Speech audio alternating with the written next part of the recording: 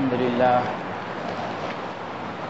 لله نحمده ونستعينه ونستغفره ونؤمن به ونتوكل عليه ونعوذ بالله من شرور أنفسنا ومن سيئات أعمالنا ومن يهده الله فلا مضل له ومن يضلله فلا هادي له وأشهد أن لا إله إلا الله وحده لا شريك له وأشهد أن محمدا عبده ورسوله أما بعد فإن خير الحديث كتاب الله وخير الهدي هدي محمد صلى الله عليه وسلم وشر الأمور محدثاتها وكل محدثة بدعة وكل بدعة ضلالة وكل ضلالة في النار فأعوذ بالله من الشيطان الرجيم بسم الله الرحمن الرحيم قال الله تعالى في القرآن المجيد والفرقان الحميد فيه آيات بينات مقام إبراهيم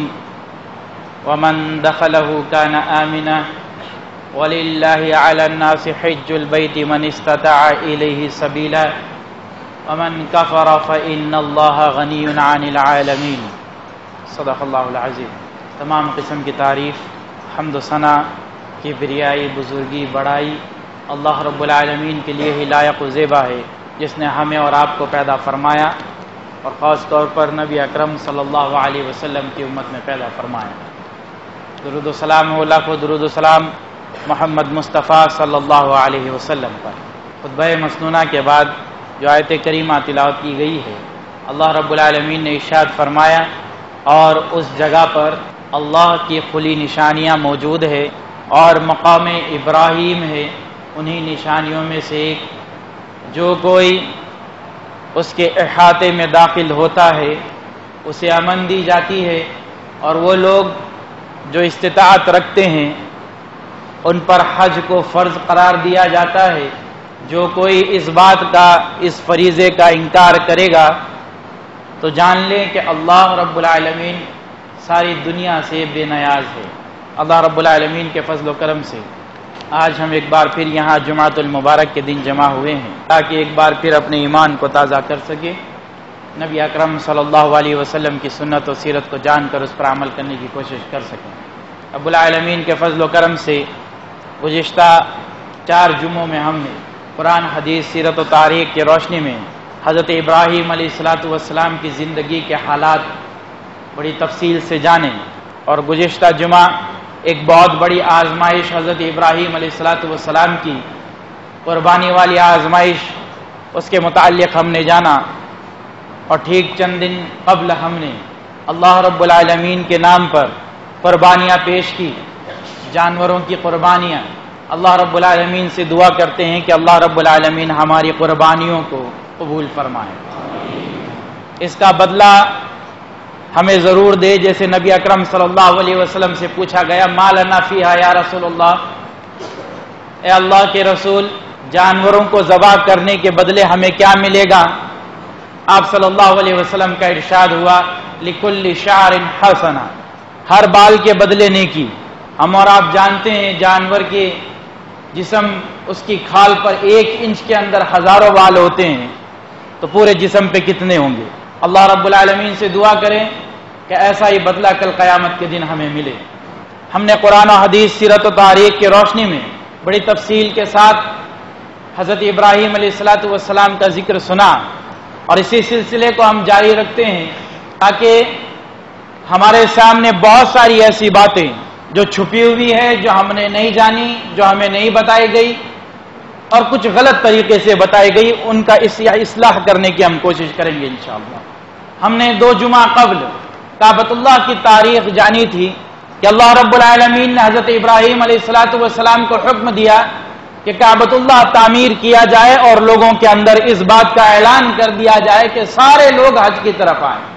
نبی اکرم صلی اللہ علیہ وسلم کا ارشاد ہے، روایت کے سارے راوی ثقہ ہیں، کہ جب حضرت ابراہیم علیہ السلام نے کعبۃ اللہ بنایا اور اعلان کیا جو اللہ رب العالمین کا حکم تھا، تو اس وقت ساری دنیا میں وہ لوگ جو مسلمان تھے اور جو پیدا اس وقت نہیں ہوئے اور جن کی روحیں اللہ رب العالمین بنا چکا تھا، سب نے کہا اجیبک اجیبک اجیبک، اگر میں حج کرتا ہوں تو میں نے بھی کہا تھا، اگر آپ لوگوں نے حج کیا ہے تو آپ بھی کہہ چکے ہو، اگر جو آئندہ آنے والے چند سالوں میں حج کریں گے انشاءاللہ ان سب نے کہا تھا۔ حضرت ابراہیم علیہ السلام کے اس اعلان کا جواب ہماری روحوں نے کہا تھا کہ اے اللہ کے نبی، آپ ہمیں بلاتے ہو، ہم انشاءاللہ اللہ کے دربار پہ پہنچ کے اس حج کا فریضہ انجام دیں گے۔ میں نے بھی جواب دیا اگر میں حج کروں گا، آپ نے بھی جواب دیا اگر آپ حج کرو گے۔ اسی اعلان کا، اذن فی الناس، اسی حکم کا، اسی اذان کا یہ جواب ہے جو آج دنیا اللہ رب العالمین کے گھر کی طرف لاکھوں اور کروڑوں کی طرف سے راغب ہوتے ہوئے جا رہی ہے۔ اللہ نے حکم دیا کہ اللہ کا گھر بناؤ، یہ دنیا کا ایک لوتا ایسا پہلی چار دیواری ایسا پہلا مکان ہے جو زمین پر سب سے پہلے بنایا گیا اللہ رب العالمین کی عبادت کے خاطر۔ اس سے پہلے نہ تو انسان کے رہنے کے لیے چار دیواریں بنی، نہ ہی کسی جانور کو سایہ دینے کے لیے چار دیواریں بنی۔ سب سے پہلے اس زمین پر متفق اگر بات کرتے ہیں، اس بات پر اختلاف ہے، ان ساری اختلافی باتوں کو چھوڑ کر کہ پہلے آدم نے بنایا یا فرشتوں نے بنایا، تو متفق بات یہی ہے کہ سب سے پہلے انسان کو زمین پر اتارنے سے پہلے فرشتوں نے اللہ رب العالمین کے اس گھر کعبۃ اللہ کو بنایا، اور پھر طوفان نوح میں یہ گھر پوری طرح سے سیلاب کی زد میں آ کر برباد ہو چکا تھا۔ پھر دوبارہ حضرت ابراہیم علیہ السلام نے اس کو بنایا، جس کا ذکر اللہ رب العالمین قرآن مجید میں فرماتا ہے۔ حضرت ابراہیم اور حضرت اسماعیل علیہ السلام نے اس کعبۃ اللہ کو بنایا، اور اس کے بعد بنی جرہم نے اس کی ولایت سنبھالتے ہوئے وہاں کے وہ متولی بنے۔ بنی جرہم کے بعد بنو قزا، ان دونوں کے درمیان جھگڑا ہوا، بنو قزا غالب آ گئے اور سارا کا سارا ولایت کا فریضہ بنو قزا نے ادا کرتے ہوئے ان کے اندر بت ڈال دیے، کیونکہ وہ وہاں کے ولی تھے۔ پھر قریش اور بنو قزا کے درمیان جنگ ہوئی، قریش غالب آ گئے جن میں نبی اکرم صلی اللہ علیہ وسلم کی نسل تھی۔ آج جو انشاءاللہ ہم تاریخ جانیں گے تو ہم سے صاف ہو جائے گا، کیونکہ دنیا کے بڑے بڑے مذہب کے ماننے والے ایسے لوگ ہیں جو کہتے ہیں کہ دراصل مکۃ المکرمہ میں جو کعبۃ اللہ ہے، جس کے مسلمان اعتراف طواف کرتے ہیں، وہ لارڈ شیو کا بنایا ہوا گھر ہے، اس کی بھی ہماری اصلاح ہو جائے گی۔ اور جو کالا پتھر ہے جس کو ہم حجر اسود کہتے ہیں، ان کے بارے میں ان کا یہ عقیدہ ہے کہ یہ شیو لنگ ہے، استغفر اللہ، اس کی اصلاح ہو جائے گی۔ اور یہودیوں کا یہ ماننا کہ جہاں جہاں حضرت ابراہیم علیہ السلام کے قدم پڑے ہیں وہ سارے علاقے گریٹر اسرائیل کے اندر آتے ہیں، تو کعبۃ اللہ حضرت ابراہیم علیہ السلام کا بنایا ہوا ہے تو وہ مسلمانوں کا نہیں، یہودیوں کا حق ہے۔ عیسائی یہ کہتے ہیں جب آئیں گے حضرت عیسیٰ علیہ السلام تو کعبۃ اللہ کو توڑیں گے، جبکہ نبی اکرم صلی اللہ علیہ وسلم کا ارشاد ہے جب حضرت عیسیٰ آئیں گے اپنی زندگی میں رہتے ہوئے انہوں نے حج نہیں کیا، بلکہ وہ اپنی زندگی کے آخری پڑاؤ میں وہ حج کرنے کے لیے جائیں گے، اور ان مشرکین کا، عیسائیوں کا ماننا ہے کہ وہ کعبۃ اللہ کو توڑیں گے۔ دنیا کے تمام مذاہب کے اندر کعبۃ اللہ کا تصور موجود ہے، لیکن کسی نہ کسی غلط طریقے سے ان سارے غلط چیزوں کو ہم آج جانیں گے کہ کس طرح سے کعبۃ اللہ کی تاریخ بنائی اور بگاڑی گئی ہے۔ اللہ رب العالمین نے حکم دیا، فرشتوں نے بنایا، پھر حضرت ابراہیم علیہ السلام نے بنایا، اور اس کے بعد حضرت اسماعیل اس کے ولی رہے، اس کے متولی رہے، پھر بنو جرہم کے لوگ، پھر بنو قزا کے لوگ، پھر قریش کی صدارت آئی تو قریش اس کے متولی بنے، اور 570 عیسوی کا دور تھا۔ آج جو بھی بات کریں گے بڑی آسانی سے سمجھ میں آنے والی تاریخ عیسوی تاریخ سے ہم بات کریں گے۔ ہجری تاریخ اکثر لوگوں کو سمجھ میں نہیں آتی، اس لیے عیسوی تاریخ 2014 عیسوی کا دور ابھی چل رہا ہے، 2014۔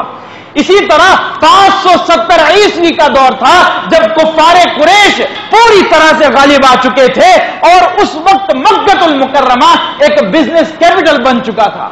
ایکسپورٹ کا کاروبار، امپورٹ کا کاروبار، تلواروں کے بنا کر بیچنے کا کاروبار، قالین بنا کر بیچنے کا کاروبار، جانوروں کے گوشت کا کاروبار، شراب کا کاروبار، جانوروں کی کھالوں کا کاروبار، بہت ساری چیز تھی جن کا کفار قریش کاروبار کرتے تھے، اور آس پاس کے لوگ وہاں آتے تھے، اور ایک وہ ٹورسٹ پلیس کعبۃ اللہ کی وجہ سے بن چکا تھا، اللہ کے اس گھر کی وجہ سے بن چکا تھا۔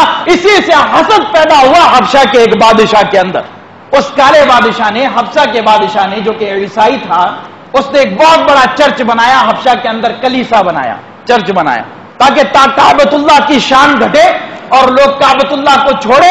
ہمارے یہاں حبشہ سے لوگ کعبۃ اللہ دیکھنے کے لیے جاتے ہیں، تجارت کرنے کے لیے وہاں پر جاتے ہیں، تو ان کا سارا تجارت ختم ہو جائے، سارا مال ہمارے پاس سمٹا ہوا رہے اور لوگ ہمارے کلیسا کو دیکھنے کے لیے آئے۔ اسی وجہ سے اس نے ایک بہت بڑا چرچ بنایا، اور ایک کافر جو کہ کفار قریش سے تعلق رکھنے والا عربی آدمی تھا، وہ عجم گیا، وہ حبشہ گیا، بیٹھا اور اس میں اپنی حاجت پوری کی، بیت الخلا اس نے وہاں پر کر دیا اور واپس مکہ لوٹ کر آیا۔ بادشاہ کو یہ بات ناگوار گزری اور ایک زبردست فوج اس نے ابرہہ کو کمانڈر بنا کر ابرہہ کی سرپرستی میں اس کو بھیجا، جس میں بہت بڑے مموت ہاتھی تھے جن کو محمود کہا جاتا ہے۔ مموت ہاتھی، لمبے لمبے دانتوں والے ہاتھی، ان کی فوج لے کر جب کعبۃ اللہ پہنچا تو اللہ نے ان ہاتھیوں کے قدم کو جما دیا۔ نبی اکرم صلی اللہ علیہ وسلم حدیبیہ کے موقع پر جا رہے تھے، آپ صلی اللہ علیہ وسلم کا اونٹ آگے بڑھنا چاہتا تھا لیکن اونٹ کے قدم جم گئے۔ صحابہ نے کہا ہل ہل، آگے بڑھ آگے بڑھ۔ نبی نے کہا اس کو چھوڑ دو، اس اونٹ کو اسی نے بٹھایا ہے جس نے اصحاب فیل کے ہاتھیوں کو بٹھا دیا تھا۔ اللہ رب العالمین نے ہاتھی کے قدم کو جما دیا۔ وہ ہاتھی آگے بڑھنا چاہتا لیکن آگے نہیں بڑھ سکتا، دائیں جاتا، بائیں جاتا، پیچھے جاتا، ہر طرف جاتا لیکن آگے نہیں جاتا۔ بالآخر اللہ رب العالمین نے آسمان سے ابابیل کو بھیجا، جس کا ذکر سورہ فیل میں اللہ رب العالمین فرماتا ہے۔ وہ اپنی چونچ میں پتھر لائے، ابرہہ اور اس کی ساری لشکر پر اس پتھر کو برسایا، ساری قوم ہلاک ہو گئی اور کعبۃ اللہ کو توڑنے کے لیے آنے والی یہ ساری لشکر برباد ہو چکی تھی، ختم ہو چکی تھی۔ اللہ رب العالمین اسی کا ذکر سورہ فیل میں کرتا ہے۔ اور اسی سال نبی اکرم صلی اللہ علیہ وسلم کی پیدائش مبارکہ ہوئی، 570 عیسوی، جب آپ صلی اللہ علیہ وسلم تھوڑے سے جوان ہوئے اور آپ کی عمر 30 سال تھی۔ ایک عورت کعبۃ اللہ کے اندر گئی اور دھونی دینے کے لیے، جیسے آج ہم دیکھتے ہیں مندروں میں یا درگاہوں میں لوگ خوشبوؤں کی دھونی دیتے ہیں، یہ اس دور کے کافروں کا رواج تھا جو آج بھی کافروں کے اندر، مشرکوں کے اندر موجود ہے۔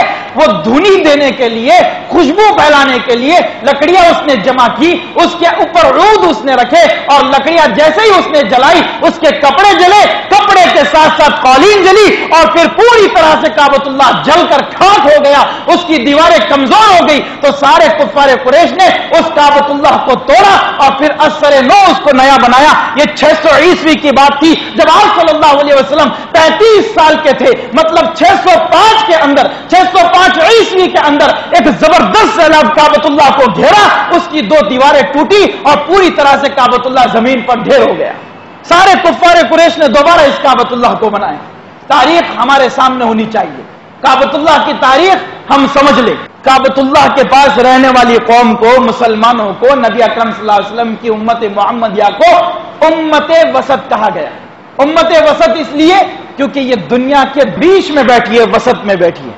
ام القری کعبۃ اللہ کو کہا گیا ہے، ام القری، گولڈن پوائنٹ، سائنسوں کی زبان میں گولڈن پوائنٹ اس کو کہا جاتا ہے، جس کو ہم آسان سی زبان میں کہیں گے سینٹر پوائنٹ۔ دنیا کا اگر سینٹر پوائنٹ کوئی ہے تو وہ صرف اور صرف کعبۃ اللہ ہے۔ ایک روایت میں نبی اکرم صلی اللہ علیہ وسلم نے فرمایا، آج سے صدیوں پہلے اس زمین پر اللہ رب العالمین نے جب نظر ڈالی اور اس زمین پر ایک جزیرہ تھا جس کا نام تھا بکہ، جس کو ہم کہتے ہیں مکہ، اس بکہ سے اللہ رب العالمین نے زمین کو پھیلایا، یہیں سے اسلام پھیلا، یہیں سے ساری دنیا پھیلی۔ اور نبی اکرم صلی اللہ علیہ وسلم نے فرمایا یہ زمین دھیرے دھیرے ایسے ہی سمٹ جائے گی جہاں سے یہ شروع ہوئی، تو شروع کعبۃ اللہ سے ہوئی، مکہ سے یہ زمین شروع ہوتی ہے اور ختم بھی مکہ پر ہی ہوگی۔ لیکن کعبۃ اللہ، اللہ کا یہ گھر، دنیا کی سب سے پہلی عمارت ہے، تھی اور قیامت تک رہے گی۔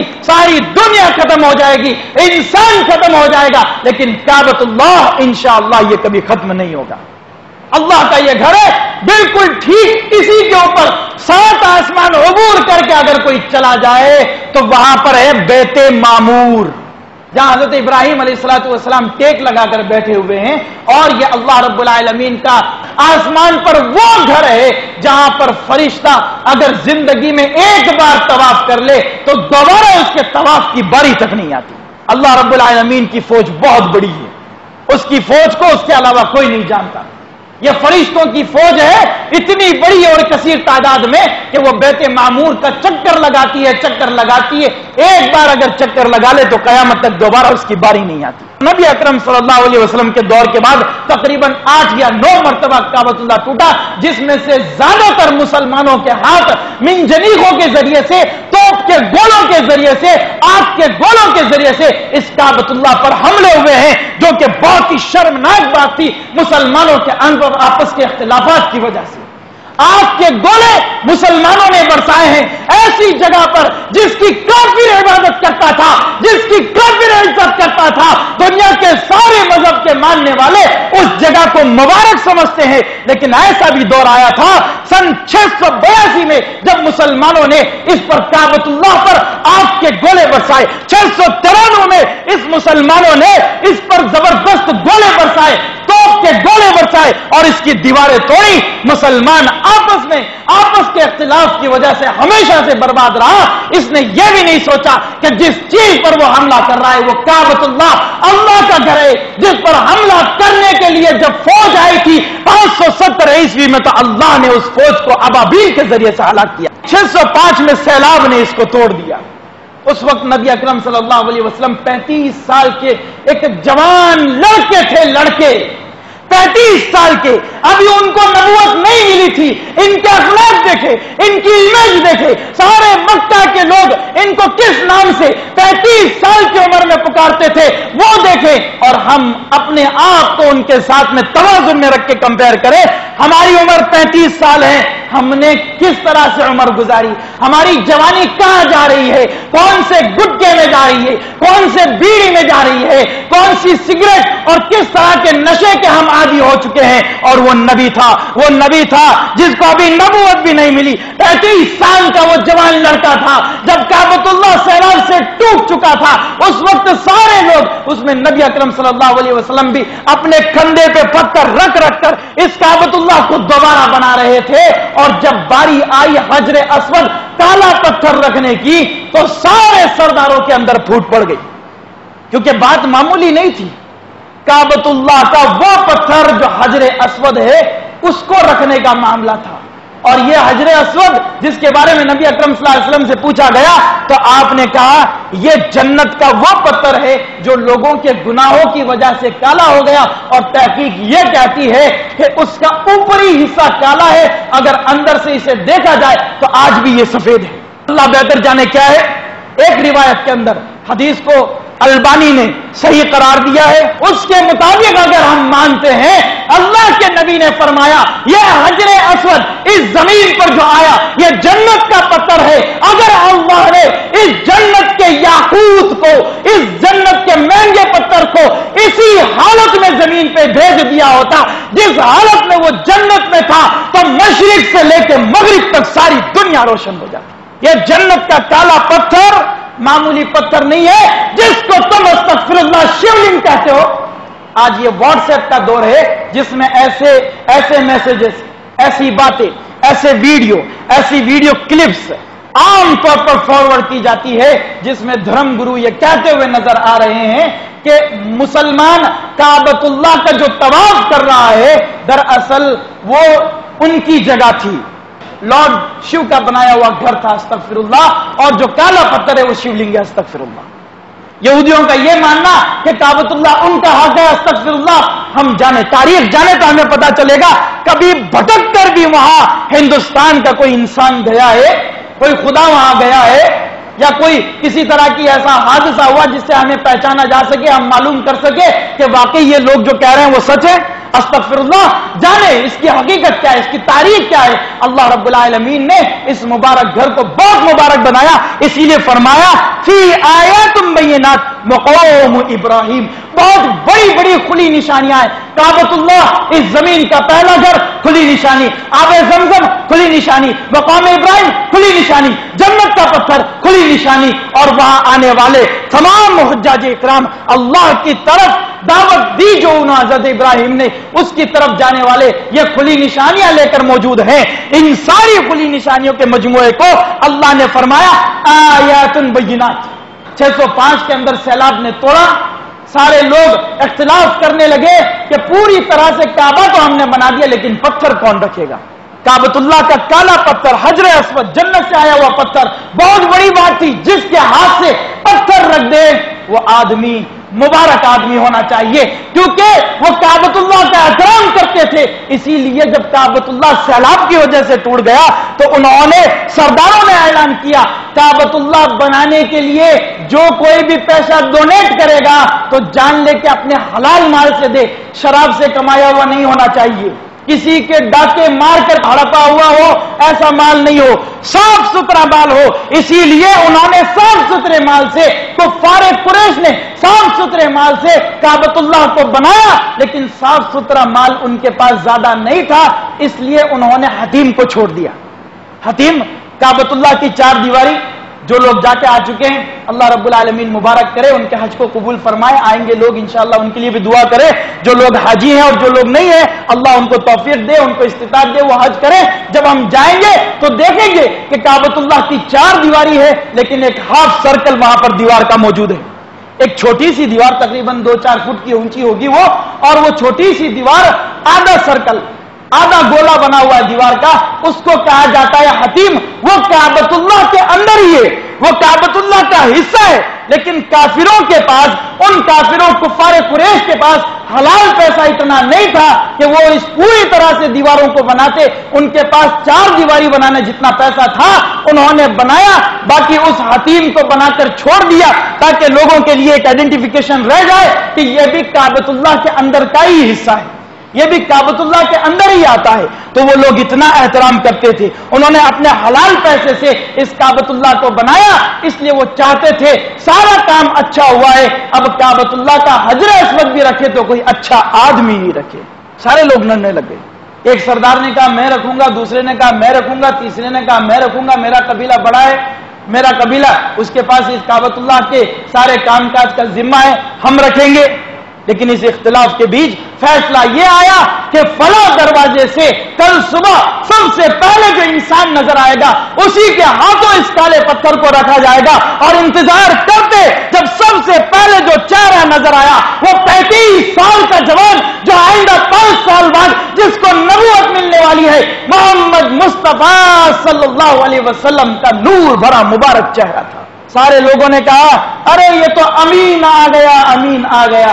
اختلاف ختم، جھگڑے ختم. اگر ابو جہل آ جاتا تو لوگ نہیں مانتے، شعبہ آ جاتا تو لوگ نہیں مانتے، مغیرہ آ جاتا تو لوگ نہیں مانتے، عتبہ آ جاتا تو لوگ نہیں مانتے. محمد 35 سال کا ان عمروں سے آگا جوان، عتبہ، مغیرہ، شعبہ، ابو جہل، 50-55 سے زیادہ جن کی عمریں، 80-80 سال کے سردار وہاں پر موجود. ان کے سامنے ایک 35 سال کا جوان لڑکا آتا ہے اور سب نے کہہ دیا یہ امین ہے، ہم اس کی بات ماننے کو تیار ہے. اور وہ امین بڑا سمجھدار انسان، وہ ہونے والے نبی محمد مصطفیٰ صلی اللہ علیہ وسلم، انہوں نے کہا ایسا نہیں ہے کہ سارا کے سارا میں اپنے آپ کا یہ حصہ لے لوں، میں سارے کفار قریش کو اس میں شامل کرتا ہوں. چادر لاؤ، چادر کے درمیان حجر اسود کو اپنے ہاتھ سے مبارک ہاتھوں سے اٹھا کے رکھا اور کہا ہر قبیلے کا سردار آ جائے، چادر کو پکڑے اور لے جا کے کعبۃ اللہ کے رکن یمانی کے پاس لے جائے. سارے لوگ خوش ہو گئے کہ بڑا ہی بہترین فیصلہ تھا. گئے آپ صلی اللہ علیہ وسلم نے چادر بھی پکڑی، تمام کفار قریش کے سرداروں نے چادر کے نوک پکڑے اور آپ صلی اللہ علیہ وسلم نے اس پتھر کو اٹھا کے حجر اسود کو کعبۃ اللہ کے رکن یمانی کے کارنر میں آپ صلی اللہ علیہ وسلم نے لگایا. سارے لوگ خوش تھے، بڑے خوش تھے. 5 سال بعد آپ صلی اللہ علیہ وسلم کو جب نبوت ملی تو یہی کفار قریش جنہوں نے آپ کے ہاتھوں سے حجر اسود کو اس جگہ چنایا تھا، یہی آپ کے خلاف کھڑے ہو گئے. حق کا پیغام لے کر جب دنیا کے سامنے کوئی آتا ہے تو یہی ہوتا ہے. سب نے مانا کہ یہ آدمی امین ہے، سب نے مانا کہ یہ آدمی گناہ سے پاک ہے، سب نے مانا کہ یہ وہ آدمی ہے جو حرام نہیں کھاتا، سب نے مانا کہ یہ جوان بالکل صاف ستھرا ہے، اگر یہ حجر اسود رکھتا ہے تو بہتر کرتا ہے، سب نے مان لیا. لیکن وہی نبی اکرم صلی اللہ علیہ وسلم جب ان کے سامنے اللہ کا پیغام لے کے آئے تو سبوں نے ٹھکرا دیا، سبوں نے ٹھکرا دیا. یہ محمد صلی اللہ علیہ وسلم کی شان تھی.